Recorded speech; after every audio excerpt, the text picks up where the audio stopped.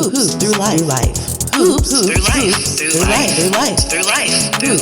life.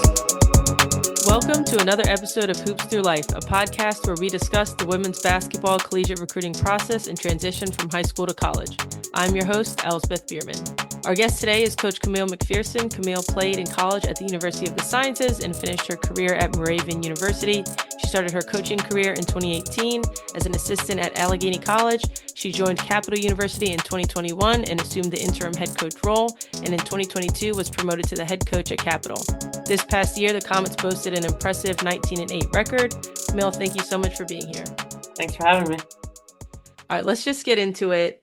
So what's the first thing you notice about a student athlete? What, draws you in? Yeah, I think, all coaches will probably say academics are important. Mutual interest. A lot of coaches who've been on the pod have talked about that. If we're watching games, things that you always talk about your own team with, obviously energy and effort, all those kind of little things that matter when you're watching a recruit. And then obviously going to fit for your own team, the style that you like to play. But I think one of the biggest things is, if we know a recruit's interested in us and they're being receptive and responsive to us, it definitely helps throughout the process. But I think on the court, we're looking for players who fit our style and that we can imagine, fitting within our program.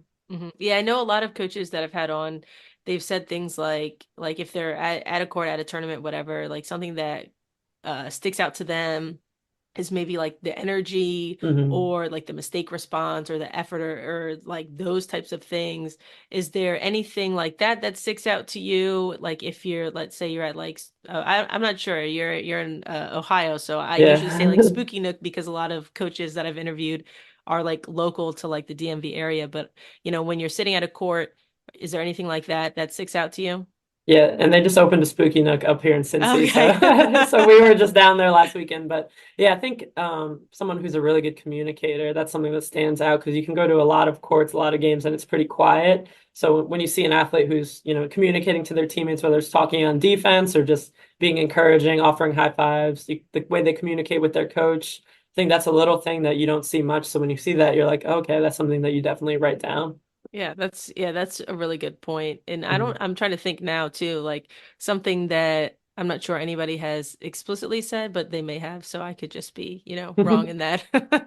But all right, so you said that you just were at the Spooky Nook, but as of right now, it's like the end of April.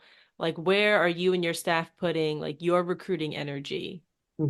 Well, I'm sure a lot of 24s know things have been a little delayed with the financial aid packages. So believe it or not, we're still, finishing up some recruiting with the 24 class. But obviously this past live period kind of shift our gears, start looking at 25s and, even 26s. But right now our staff is focusing on 25s, just establishing those relationships and evaluating. And like I said, finding recruits who could potentially be a good fit that maybe we haven't even seen yet.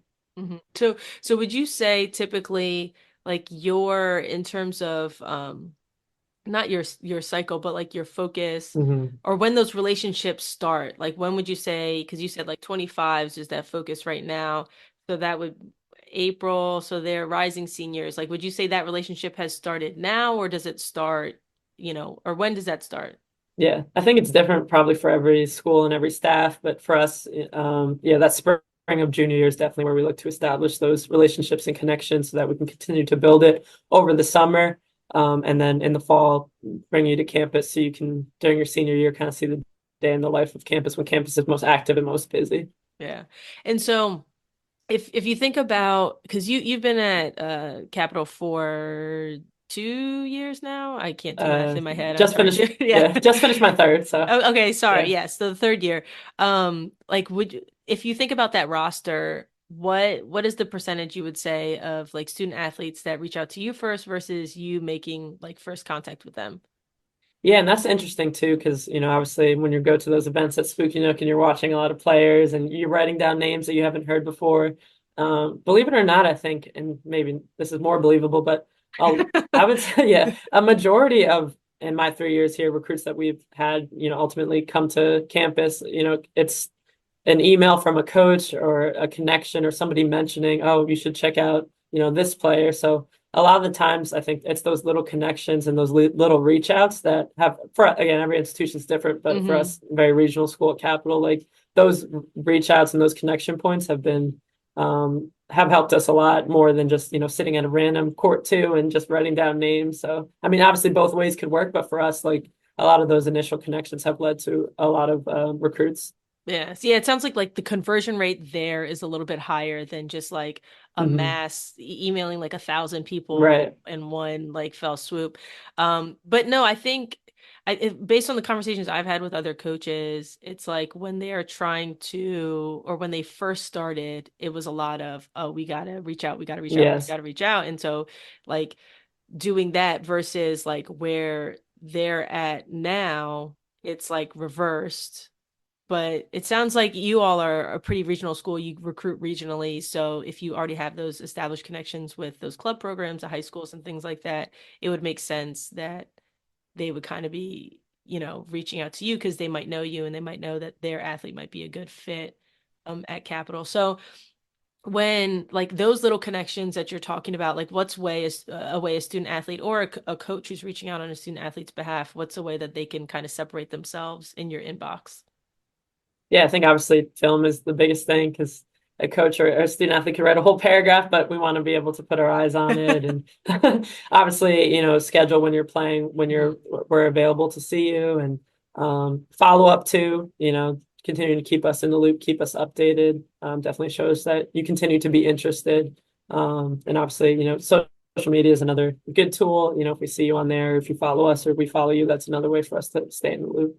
Yeah. And so in terms of you said following up. And so a question I get a lot from like student athletes and parents is, well, like how often should I follow up? What do I Yeah. even say? Like what is your recommendation for like them with that question?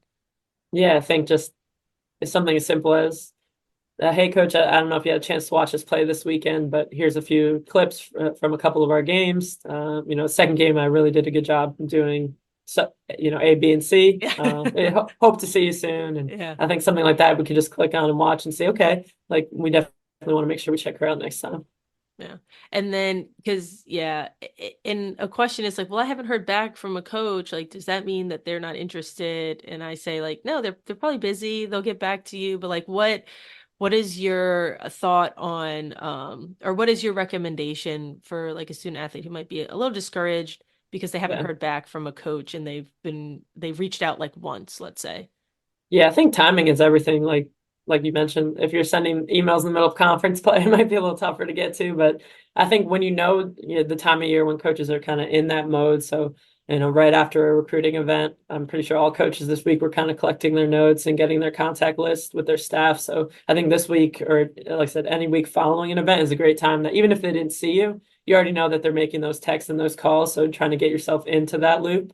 But also, like you said, as far as like responses goes, and it goes both ways with coaches and players. I've heard a lot of coaches talk about that. But whether there's the level or the specific school, if a coach isn't responding time and time again, then that probably lets you know that maybe it's not a good fit. And like I said, nothing wrong with that. There's a million other schools, but I think sometimes that can be a tool too. But like you said, if it's just once or twice, especially early on, if you're a sophomore, junior, it could be that, they've read it, but they just haven't had a chance to get back or get a response, or they're waiting to make their evaluation before they reach back out. Yeah. And yeah, and it's like also knowing personality too, because I remember like when I was coaching and I would be recruiting some kids, it's like you would know this when I text X recruit, I can't expect a response for 3 days because like that's Yeah. just how they are. I Yes. don't know. I feel like everybody's always on their Especially phone, now. Yes. but but I don't know. So yeah, like understanding, and that's something that you have to get to know once you like talk to people. Um, but yeah, it also could be a personality thing as well.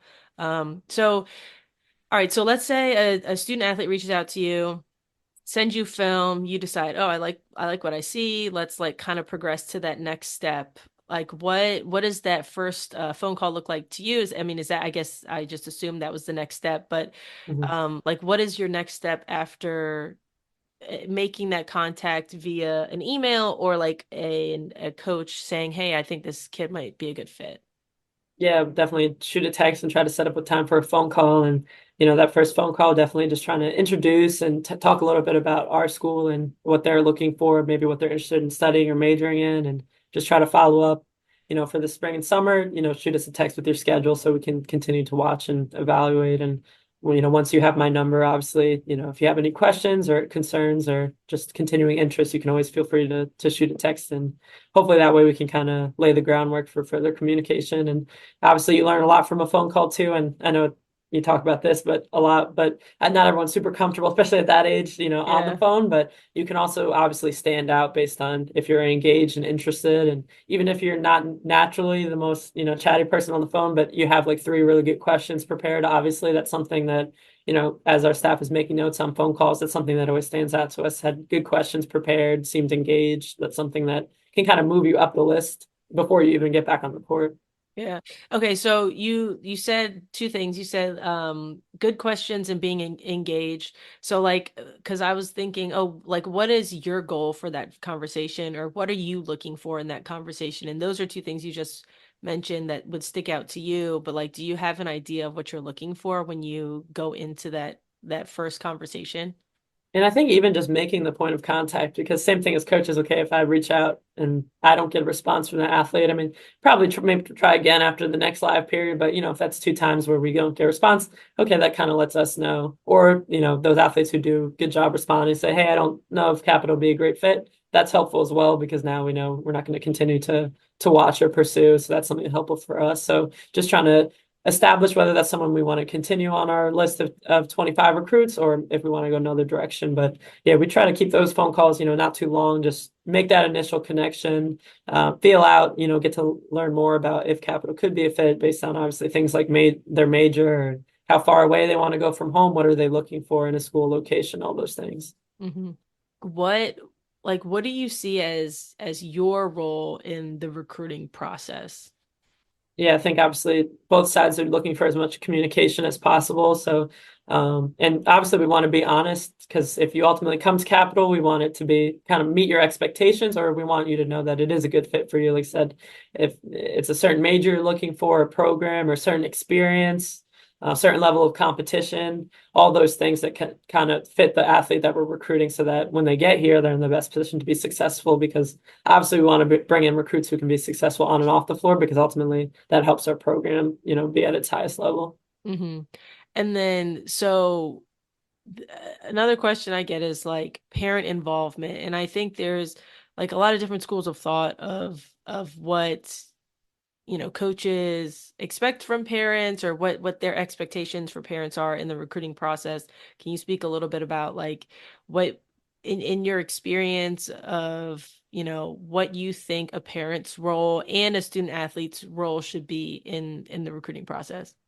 Yeah, I think obviously, parents are important in guiding, 18-year-olds going through the process, Yeah. 17-year-olds. But another thing that stands out is when we know we're communicating, with that athlete directly. Obviously, there's times where you might, as a coach, feel like, and you might cut this out, but an email that seems like it's written by a parent, or a text that is from a parent, it really stands out when you feel like, even if, like I said, they're shy or uncomfortable, they're kind of pushing themselves outside their comfort zone and giving their best effort to communicate with you. Because obviously, the whole point of college is to kind of help you take that next level and grow into being a young adult. So, learning how to kind of advocate and communicate for yourself, this recruiting process is kind of a great step for that. When you're in college, when you're going to have to do that with your classes and internships and jobs, all those different things. So, obviously, parents are there to support and guide and help you ask those questions, and obviously apply financial aid, all those things. But I think, taking that step to try to communicate with coaches on your own, definitely stands out for sure. Yeah, I think you hit it like the nail on the head right there when you said like that's kind of the point of college, right? Is to like Yeah. grow and get out of your comfort zone. And I think in a lot of ways, student athletes are at a huge advantage, because it's like you're forced, if you want to play in college, you're kind of forced to go through this process of communicating with people who like they view as adults, and like people who they, just like out of their comfort zone, visiting a school or going, getting on a campus, asking questions, doing things that might make them uncomfortable. But it's like those reps will only help you. And so I do agree that like parents can help guide, they can sit down with them, help them like edit an email or edit a text or whatever it is. But I do believe that, a lot of that needs to be on the student athlete because that's, they're going to have to be the adult at some point. And so it's just a great practice, especially when they're communicating with coaches who talk to a lot of student athletes in high school. And so like you have experience talking to somebody who's like super nervous, and you have experience talking to somebody I'm sure who's like super chatty, and you're Yeah. probably like, all right, we need to wrap this phone call up Yeah. right now. So yeah, I just think that was a great point to make about just like getting those reps and all of that. And so you mentioned earlier a little bit about social media. Like what does what is the role that social media plays for your program in like the recruiting process? Yeah, I think everyone and you kind of talked about this shift. Like, I mean, if you see a tweet with a player you've never seen before and you click on their film and you think it might be, a fit, or you like the way that athlete plays, their style with your program, like that's not just another way you can make a connection. So I think, using X as a tool, or, I know some athletes use Instagram. We're more on X for recruiting purposes, but, following us, you can kind of keep in the loop with our program, especially once we're in season. It's definitely a good tool to get connected. And, if you think you're interested in a program, giving them a follow. I think those are just little things. Obviously, just like anything, you can kind of overdo it. And that's another Yeah. and that's another thing with parents too. I mean, obviously there's a lot of social media profiles where it becomes kind of clear that it might be a parent who's running it. So I think, we want to know that who we're communicating with also, you know, if, if you reach out and you want to connect with the athlete, but you're talking to a parent and signing as the athlete, and again, you might want to edit that out too. But I mean, those are just little things, but I think one simple thing is after your high school season, like here's my highlights from my junior year, just putting that out there, even if you want to DM the programs that you're following. So Mhm. I think it's just another tool. I mean, if you don't use social media at all, I don't think that's something that's necessarily going to hinder your recruiting process. But if you are on there, it's definitely something that you can use as a positive tool. And, I guess all coaches say too, obviously you have to be careful what you like and post on there as well, because that's just another way for a coach to kind of get to know you. So you want to make sure you're putting yourself in the best light as well. Yeah. I feel like X is just such a immediate way to like get things out. Um in Instagram. Yeah, I'm not sure. I feel like most athletes, like for basketball purposes, I see a lot on X, and then I have seen a lot of like especially with, last weekend being a live period, a lot of coaches in their programs like tweeting, Xing, I don't know, what do they call it now? But they're Yeah. like putting out like, oh, this our staff is Courts. going to Yeah. be at Yeah. XYZ event. Drop your schedules Yeah. below. And so I know it's just like another avenue to just like flood of information, which is a good thing, but it can also be super overwhelming. Like I think about it, and I just thought of this right now, so this could be completely wrong, but I think about it as like if you're are you're on Facebook, right? Yeah, maybe not as much. Back in the Okay. day. Yeah. Okay. I'm not that old. But okay, so Yeah. like on Facebook, I think of like these Facebook groups, and like somebody posts like I'm a part of a couple groups of in like my area about like Yeah. what's happening, Oh yeah, or like the 411 groups or yeah, yeah, whatever. like that, Yeah. or just like restaurants in town, Yes. and then Yeah. somebody posts something, and it's just like a flood of comments, and Yes. you see those. And so to me, it's kind of like that of like, oh my gosh, how do I even sift through what I'm reading right now?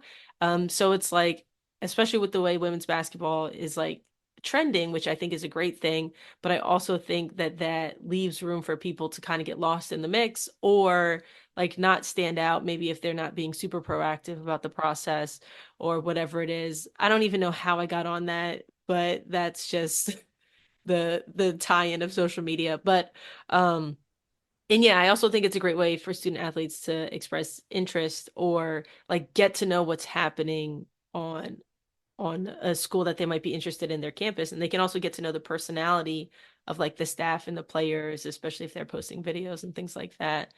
All right, so let's we're moving through the process. You had that initial contact, you talked on the phone, everything seems to be going well so far. Maybe you've seen them play. Like it's gotten to the point where you're like, "Oh, I would love to get you on campus." So like, or I guess what is what are your metrics to say, oh, I would like to get this kid on campus, or are you down to have any kid who's interested come on campus? Hmm. Yeah, and like most schools, we'll do our prospect clinic in August. So we kind of keep that more broad, all throughout high school if anyone's interested in kind of coming and getting a workout, getting a feel for how the coaching staff, and we'll have some of our players there, and we also get a chance to tour. So we use that as more like a broad tool, whoever's interested. But for us, and again, like you said, this is different every program, but we only bring recruits to campus who we can see being a part of our program.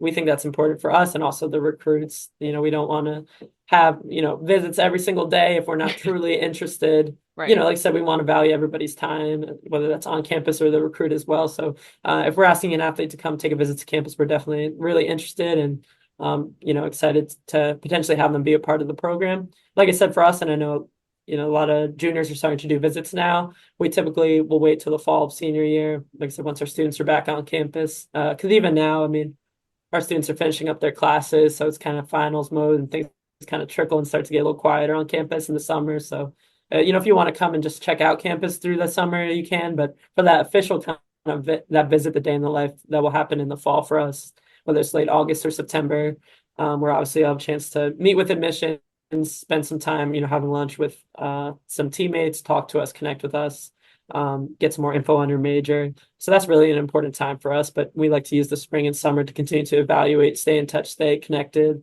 see who stays engaged with us and who we really enjoyed watching play. And then we'll look to make that move in the fall. And then, so like when they come on that visit in the fall, what are the things that you're looking for? Because it sounds like that's that final checkpoint, right? Before you're like, oh, we would love for you to join the team. It's like, what are the things that you're looking for in that visit? Yeah, I think similar, just going back to even talking about the phone calls, is engagement. Does it seem like they're excited about capital, interested to learn more? Again, just being engaged, asking a couple key questions is something, that can stand out. Obviously, how they communicate with their parents, how are they communicating with our players on the team, or, even in admissions, those things. Even, energy and effort even goes off the court. Like, what's your energy and vibe when you're on campus? Because that probably carries to your energy and vibe when you're going to be as a part of the team and when you're going to your classes and practice and all those things. So you can learn a lot more about a person when you spend time with them, obviously, just like anything else in life. So if you've only been texting or calling or seeing them play, obviously that one-on-one time, sitting down and having a conversation and really seeing what's important to them and their college search process is definitely a huge component. Okay. And what are some of the things, so you said like that's kind of what you're looking for. And is this when they come in the fall, like are those mostly like unofficial visits or are they some of them like overnight official visits? Yeah, we would consider those our, official visits. And, obviously there's, if that's in September, August, there's times to follow up. And if you feel like you want to come back and, spend more time, or obviously once we get rolling, attend a practice, obviously we'll invite you back for a home game, all those different connection points. So, but we try to treat that as like an official visit. Okay. And so then, so those official visits are happening.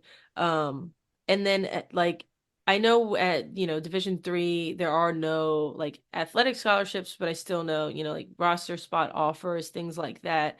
So like can you talk a little bit about like your like quote unquote offer process? Yeah. Yeah, typically, if everything goes well on that visit, when we sit down and have our conversation, that's when we'll offer the roster spot, and obviously making clear that, it's just not financially, but, it's just an offer that if you ultimately apply and accept it and you feel like capital's fit for you, we'll reserve the spot on our team for you. And I mean, that's kind of the biggest thing, even as we get to the end of the summer, is like capital in any school you think you might be interested in.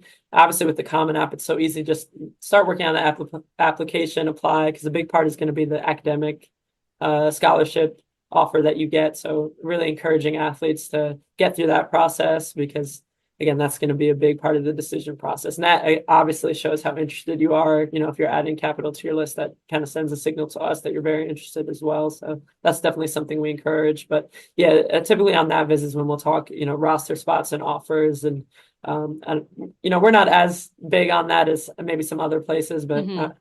I mean, I played Division 3. I have a lot of pride for Division 3, so I feel no problem with people saying, "Oh, I've been offered," because you know not everyone gets the opportunity to be a part of a program. So I think it's definitely something worth celebrating. So I have no problem with people, tweeting that out and that type of thing. Yeah, because I mean, yeah, like you just said, it's like it is a compliment to be, less than 5% of high school athletes make it to like play at, any NCAA division level. So yeah, I totally agree. It's definitely something to be celebrated. Um, but like so you extend that offer to be on the team, roster spot. What like do you believe in a timeline? Like what does that look like for you? I know this year was a little bit different just Yeah. because of like it's just a mess, but Yes. yeah, like what does that typically look like for you all? Yeah, and obviously every coach, every staff is different, but typically we won't put a timeline because there's so many different aspects that go into it. So, um, obviously once you receive your financial aid, we wouldn't expect anyone to make a decision until they get that piece of it. And then we're there to guide them through that process. But we know it's a big decision, and especially for top recruits, if you have a spot for them on your roster, that's something that will continue to hold for you as long as you're going through your process. And we always just say we just ask that, if you think to at a point Capital's no longer in the mix, just obviously let us know because that's just kind of there's no hard feelings in it. This is part of the process for recruiting. Obviously, we want you, but if Capital's not in the mix, that just kind of helps us. And same thing, if it's a year where maybe it's February and we already have 5 athletes who commit, that's something that we'll communicate as well because we know that's a big part of the decision process and. We try to be upfront and honest. We don't want you to show up to campus in August and there's 12 other recruits, and you know what I mean? That's not kind of what we talked about. So we try to be open and transparent about that as well. And you mentioned like walking them through like some of the admissions process. What is your relationship like with the admissions office on your campus? Yeah, I mean, we're definitely kind of teammates in that regard, helping the athletes get accepted and hopefully working through the process of them making their deposit so they can be committed and all those things, and then helping with orientation dates. So, we're definitely teammates in that role and we're here to help guide them. But obviously, there's certain things that only financial aid or the admissions department can answer, but we try to do a good job kind of filling those gaps or helping, communicate with them. Yeah, because yeah, a lot of times like I just wonder what, parents think or student athletes think of like, do people work in these silos? It's like, well, no, Yeah. like you're all a part of like Capital and you work together to like make the experience as positive as possible. So I imagine that, you use a lot of resources on campus and it's just like it seems like in some ways, like that role is kind of like the guide or the project manager in a sense of like, hey, I think you need this, why don't you go to this person on campus and all of those different things. But yeah, so can we talk about skills, like on court skills for a second? Yeah. So what like in your mind, like what kind of baseline on-court skills do you think like a student athlete needs to have in order to just compete at the next level in college? Yeah, this is something we're talking a lot about on those initial phone calls. I mean, Oh, cool. something that stands out is someone who can do multiple things on the floor. Obviously the game is more and more positionless and it's a fun way to play. So if we can see an athlete who, and obviously your coach may only have you playing one position, but if you're a guard who gets in and is physical and rebounds, or if you're a post player who can create plays for other people. Defensively as a team we like to switch a lot, so are you a guard who can go switch inside and battle inside, or are you a post player who's comfortable moving their feet defending a guard when you need to? I think those are things that stand out. And obviously, the more things you can do on the floor, it gives you more opportunities to play because it's not just one role that you can fit. And obviously, as a team, it's a fun way to play when you have players who can kind of interchange and fill a lot of spots. So that's something that definitely, if I can see a player who does a lot of different things, is comfortable filling a lot of different roles. Even if the ball's not always in their hand, they're finding a way to get involved and do little things. That's definitely something that stands out and that we look for. Again, that goes back to kind of style and fit for our program, but just athletes who don't see themselves in a necessary position, just an athlete out on the floor. Yeah. Yeah, so it sounds like you just lay a lot of that groundwork up front. I mean, if they're interested in Capital, I would imagine that maybe they've seen a game or they've, attended a practice or or something, or I mean, something draws them to the institution from an athletic and academic standpoint. Do you find, or like in your experience, have you seen, a student athlete who might say like, yeah, I can do all those things, and then you watch them play and you're just like, oh, I'm not sure if it would be a good fit. Like, what is that process? I don't know if that question's very clear, but like, can you just talk a little bit about maybe like what you do in those instances where it seems like there's a little bit of a disconnect? Also, this just made me think of something me and my sister were talking about. It's like a lot of athletes will reach out for the live period, like, "Hey, here's my games. Come watch me play." And they're like, "Okay," like you'll go and watch them play, but they don't stand out in any way. Which I know might just be the game or the moment you're watching, but if you're going to reach out and have coaches come to your game, like try to be aggressive and make an impact. That doesn't mean you have to shoot the ball every time you catch it, but like we want to see you trying to make plays, be engaged in the game. Especially like I said, if you're going to go out of the way to encourage coaches to come, but then if you're just kind of running up and down the floor, not really doing much. That's something that's just kind of, we were wondering about that. It's like this athlete was so excited for us to come watch, but when we watched, they didn't really get involved in the game. So, I mean, even that's something, if you're the loudest person communicating on the court, if you're setting screens, crashing, all those, stand out in some way about, just how you're going about your business, how you're playing the game, especially, like I said, that might be the one time a coach comes comes and watches you. So even if you're not necessarily lighting up the scoreboard or those types of things, do something that makes them to say, okay, like I want to, come back and watch them again. Hmm. And so this also made me just think, when a student athlete is sending film, like highlight film, full game film, half game film, like what is your preference to receive? Yeah, I think, and obviously we know coaches, like we know it's a highlight film, so it's like Yeah. you can't base everything off that. And Yeah. if we watch your highlights, then we know we're going to want to come and watch you. But um, get full game film is definitely helpful as well. But especially this time of year, if I know I can watch highlights and then I'll have the opportunity to watch you again.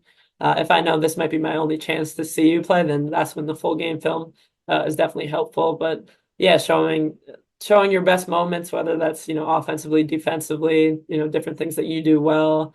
When people put a banked in three, that's something that just always makes me laugh because it's like, but somehow that always gets on there. It's like I don't Yeah. know necessarily if that's supposed to show your scoring ability or shooting ability, but if you're a knockdown shooter, show your footwork getting to that spot, show different makes or different ways you were able to get open and make that shot, not just the same, catch and shoot corner three that you made all season long, but if there's one where you're coming off the screen or one where you're in transition, I think showing different things that you can do definitely helps.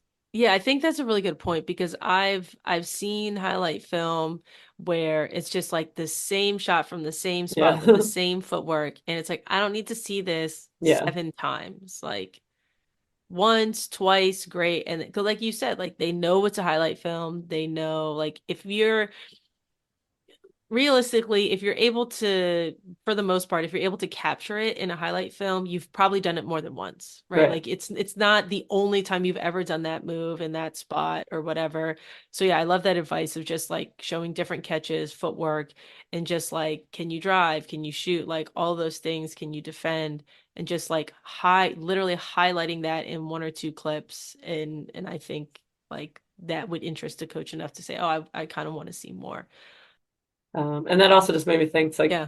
obviously, if you put it in a highlight film, we'll assume it's something you do regularly. So, like, if you put your one block of the season on the highlight, or, if your one assist of the season, it's like, if that's not really part of your game, then there's no shame in not adding that one play that you did something that's not your game. You know what I mean? You really Right. want it to be like a whatever, 1 minute, 32-minute picture of like how you play. Yeah, yeah. And it's like, if that, it's like sometimes it is so tempting, because it's like, man, Yeah. that was a really good play. And Yeah. it's But like, yeah. yeah, but it's just like, take that, if that's who you want to be, like take that and then work on that so it can become, because you've done it once, you can do it again, right? In theory. So yeah, like continue to work on those skills. All right, so let's talk a little bit about the transition, because high school to college, it can be a very stressful process. We were talking a little bit before about like us and how we didn't really know what was up and down, and you transferred and I transferred, and just like we talked a little bit about that. But so it can be a stressful process. What are, some proactive strategies you can recommend for athletes to excel, like academically and athletically? Yeah, and I think that's one of the best things about playing a sport in college is that you kind of already you're coming to campus with that built-in community and connections that you've already made, or you know, for our team, we make sure you're connected with the incoming class before you get here. So when you're walking onto that campus, it doesn't feel like you're walking on and you don't know anyone. So I think just leaning to that opportunity and making sure you connect with your teammates before you get to campus, so that at least that's, a couple more faces that you'll have the opportunity to connect with, but also just having an open mind and knowing that you're going to be a little uncomfortable and probably have to step outside of your comfort zone and try to make those relationships. And it might not click all at once. Don't expect the first week, oh, I didn't make my best friends the first week of campus. Like it might take some time into the semester. Your closest connections might come in a class, might be your teammates, or it could be a club you get involved in your internship, all these different things. So don't necessarily pigeonhole, oh, my roommate has to be my best friend for life, all those different things. Like keep yourself open to the process, get to know as many people as you can. I think that's something that can definitely help. Yeah, it's not, we used to say like it's not a movie, like or TV show or a movie Yes. where you like move in and they're your Everything best clicks. yeah, Yes. everything clicks and the C's part and they're your best friends forever and all that stuff. But all right, so it sounds like definitely just be open to the experience, try new things, get out of your comfort zone. And it sounds like you all put a lot of supports in place, like connecting them with um athletes who have been there. Like I remember my first day on campus, my first year, I was definitely scared. I was like, I don't know what's going on. And I actually missed like the whole first Orientation. year orientation because my teammates were like, oh, you don't need to go to that. Just come with me. So like in hindsight, maybe that wasn't the best, but it's like you do have that built-in community already where you can like you have friends who are maybe forced to be your friends at first, but then you like get to know them and everything's cool. All right, so that's academically and kind of socially too, which I'm glad we touched on. And so like what about athletically? How can they best prepare? Yeah, I think, and obviously this is part of what I love about Division 3 too, because it's like you're not on campus before you get to campus. There's nobody working you out all through the summer. Obviously, again, we're a local school, so there's opportunity to pick up those things. But the best athletes find a way to get on the court, to have a ball in their hands over the summer. And obviously it's even different from those juniors right now who they have a AU tournament or AU practice almost every day, every weekend. Now all of a sudden you graduate and you have 3 months before you get on campus. The best athletes are going to find a way to continue to work on their game, and that doesn't mean you have to spend every hour of the summer. Again, we expect you to take trips or spend times with friends and family, work, all those different things. But a few times a week, get a ball in your hand. Like, especially, I mean, we both coach Division 3. Like that can be the outlier. Like, do you spend time working on your game in the summer? Like that's a difference maker. Or even on teams. Like if you have a team, if your team is the majority of people are working on their game over the summer, that's enough to level your team up. So even playing pickup is the biggest thing, because nothing replicates. You can, if you love to run, obviously running on the treadmill, running outside, nothing really compares to basketball cardio. Like it just doesn't. So and we definitely encourage, whether it's with the team locally or in your area, find other college athletes, women's basketball players that you can go and play pickup with, and use that opportunity to try different things. If you want to work on extending your range, like a pickup game in the summer is the perfect time to try to challenge yourself to do something that you're working on. So I think as much time as you can find playing pickup with other college athletes in your area is definitely something that will help you be prepared, because for most teams, what's the first thing you do when you get on campus? Team starts to play pickup. So if you've already kind of had that confidence and you already have that cardio of playing, and that can definitely be something that gives you the advantage when things start to get rolling. Yeah, and I know I'm not sure about in your area, but like I'm sure there's some Summer summer leagues and stuff. leagues. Yeah. Yeah, some summer league opportunity where you can just like kind of get after it with other college athletes. And Yeah. that's like the biggest thing is just playing against other college athletes. I know a lot of times student athletes will say like, oh, I went back to my high school and Yeah. all of that. And it's like, all right, cool. Like, Yeah. but you don't want to play against 14-year-olds. You Yeah. want to play against 22-year-olds. Like that's Exactly. a huge, now that I'm thinking about that, like Yes. 14 to 22, that is a huge difference Yes. just in terms of maturity and strength and all of those things. So yeah, so for sure, just play. And I agree, like that it can be a separator just for the team, because then now everybody's starting at a different spot and you can come in and you can say, all right, everybody's fit, everybody's ready to go. now we can take it somewhere else instead of saying, all right, now we have to take people from the bottom to actually becoming fit on the court. So, all right, cool.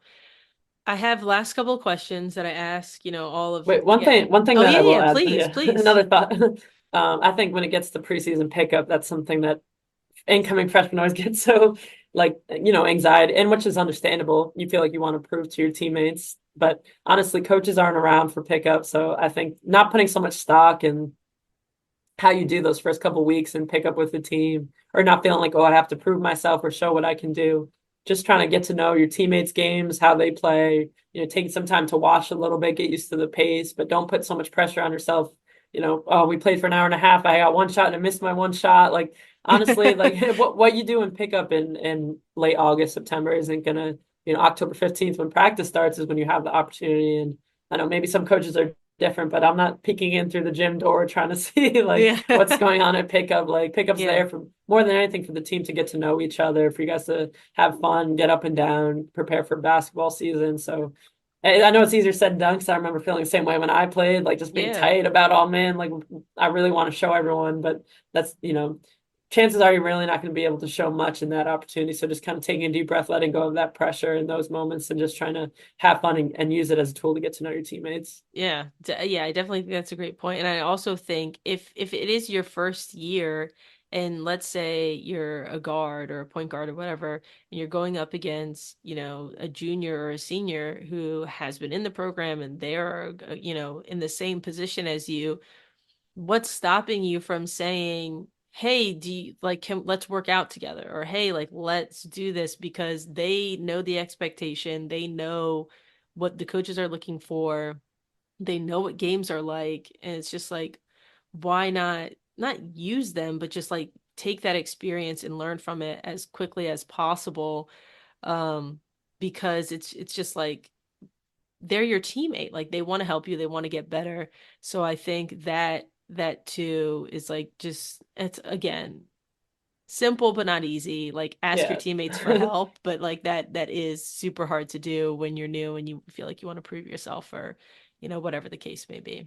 And I think that if that's happening, you're definitely recruiting the right athletes, because I think that's also, if you have a competitive junior or senior and a freshman's asking you to work out, like that can encourage you to get in the gym Yeah. as well. But yeah, I think it's especially early on, like find opportunities to be in the gym shooting, because coaches, that's something that stands out every time you walk by. Oh, they're getting shots up. Like even if you just in the back of your mind, there's someone who's in the gym working on their game. Yeah, again, it's something me and my assistant talk about. Like when we have visits, the parents will be like, oh man, they go to the gym every single day, 6 a.m. before high school. Like they live in the gym. And then when you get to college, it's like some people don't really ever get in the gym other than practice, but it's like it's something you did for 4 years in high school. And I know part of that might be, I'm not sure when I can or what I can do, but I think it's interesting. A lot of people end up being in the gym less when they get to college than they did in high school. So looking for those opportunities. And obviously, there's no secret if you want to be a great shooter, finding times to get in the gym. It doesn't mean you have to be there for hours every day. Hmm. But if you can find 3 times, twice a week, put it in your schedule, and that's the time that you're going to come and get in there and shoot. And obviously, the next level of that would be bringing teammates in with you. Yeah. Yeah, definitely. Like what's interesting to me, and this is what, like, I think that this might be kind of like a common misconception about athletes, is that like inherently they have great time management, because but what I think people don't realize is athletes are told what to do and when to do it. Yeah, it's an So it's like adjustment. it's not about managing their time, it's about showing up when they're supposed to show up. And so I think it is hard when you get like that structured high school environment. It's like, okay, I know that I have to get into the gym at this time or else I'm going to be in school all day and then we have practice afterwards. Now, when you get to college, you might have 2 classes a day, 1 class a day. You might have a day with 5 classes and it might be super packed. But it's like you have a lot more agency on what you do with your day-to-day life. And I think that can be hard for a lot of athletes to like, well, I could go to the gym now, or I could go later, or I could do this. And it's like then they spend 3 hours at the calf just chit-chatting Yeah. away. So yeah, I think that can is definitely an adjustment for sure. All right, so unless you have anything No, else, it's all okay. good. All right, so last couple questions. What book or podcast would you recommend every incoming first year read before their first season begins, and why? Yeah, I was thinking about this, and one of our trainers always mentions the Wolf Pack by Abby Wambach. It's a really short read, like the chapters are quick, but there's one really good chapter. I think it's like the third chapter, which talks about, leading from anywhere, and it's one of the greatest athletes of all time, talking about a time when she kind of had to adjust to a lesser role. I think it's just really good perspective, especially the transition from maybe being the best player on your high school team to trying to find your way and where you fit as a freshman or a first year on a college campus. So I think it's a really good book on just like leadership and, being a woman in sports and kind of how women interact as teammates and all those things. I think is really good perspective to kind of think about your role on the team. And obviously will be very different than your high school, but also finding value in that. And also understanding that playing time isn't necessarily the end all be all for the importance that you are on the team and obviously, your value as well. So I think that's a good one. Yeah, I love that you not only did a book but a specific chapter because I think like in like it's hard to find the time to do things and whatever and it's like no, like just read these 20, 15, 20 pages of something and you might be able to take something out of that. So I think I love that you did that because it's like very manageable. Mm-hmm. All right. And I've heard that's a great book. I haven't been able to read it yet, but I heard it's a great book. All right, so what's something about the recruiting process or transition to college that you believe that other coaches might disagree with? Mm. Yeah, probably not that, controversial, but I think a lot of times when we're talking to athletes, we'll even say like, I think everybody thinks, oh, there's that one perfect school. When I step on campus, everything's gonna like I'll see the light. But like the truth is there's probably a lot of different schools where you can be successful and have a great experience. And especially, I mean, athletes who are listening to this podcast who we recruit, chances are they're high achievers in the classroom, on the court, all those things. So you probably already have within yourself to be successful at a lot of different places. So kind of take a deep breath and take the pressure off finding that one perfect spot or one perfect situation. Finding a place that you're excited about, that is a good fit. Obviously, all the other pieces falling into place are important. But I think when you can kind of take the pressure off, like my one perfect school, or even like we mentioned, maybe sometimes you end up transferring and it takes you a couple shots to find that spot, but it doesn't mean that you have to find that one perfect, spot. And obviously things change too, whether it's coaches or situations or teammates. So looking at schools that you can be successful at and also understanding that a lot of that you probably can be successful anywhere, following the things that have gotten you success up to this point. Yeah, I think that's a really good point too, I think. All right, last but not least, like any final words of wisdom? I guess I'll just use it I mentioned, playing Division III, but especially with how crazy college athletics is becoming, NIL, obviously those are awesome opportunities and deserved, but I think Division III definitely has an important place where you really get that balance in terms of what you're studying and different opportunities to be on campus. And I think it's definitely a really powerful feeling when you can get to that school where obviously you're playing the sport you love, you enjoy what you're studying, and you're able to pursue different things that interest you. So I think if I could just use it to plug the Division III experience, I think Yeah, there's for definitely, and not to overlook, the level of play and the athletes that you can compete against. And I mean, there's scholarship athletes up and down Division III rosters. So whether you're a scholarship athlete or not, not overlooking, the value of what you can get on a Division III team for sure. Yeah, I mean, definitely. And I know that like you played Division 3, but you also played Division 2. And so it's like that, yeah, there's skill wherever you go. And you did really well, your first year. So the fit that you found was just the best for you in that moment in time.